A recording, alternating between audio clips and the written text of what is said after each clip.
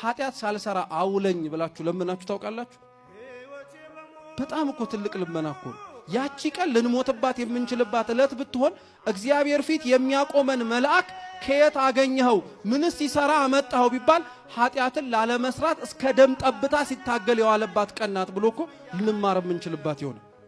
ኃጢአት ምን ያክል እኮ ክፉ እንደሆነች ክርስቲያኖች ከቤተ ክርስቲያን አንተውሽም እያልናት ያስወጣችን ኃጢአት አይደለች? አንረሳሽም እያልን ያስረሳችን ኃጢአት አይደለች? በቀል ካለባችሁ ኃጢአትን ተበቀሏት። እልህ ካለባችሁ ኃጢአትን እልሃችሁን ተወጡባት ጽድቅ በመስራት። ለዛ ነው ክርስቶስ ስለ አንቀጸ ጸሎት ያስተማረበት የማቴዎስ ወንጌል ላይ ምን አለ መሰላችሁ? ጽድቁንና መንግስቱን ሹ ሌላው ይጨመርላችኋል አለ። እግዚአብሔር ስለ ሌላው ነገር አትለምኑኝ፣ ስለ ልብሳችሁ፣ ስለ መጠጣችሁ፣ ስለምትጫሙት ጫማ፣ ስለምታገቡት ነገር፣ ስለ ሁሉም ነገር አትለምኑኝ አላለም። እነሱን ከመጠየቃችሁ በፊት ግን እነዛን ነገሮች የምሰጣችሁ የዘላለም ሕይወትን እንድትወርሱ ስለሆነ እባካችሁ አስቀድማችሁ ጽድቄንና መንግስቴን እሹአል።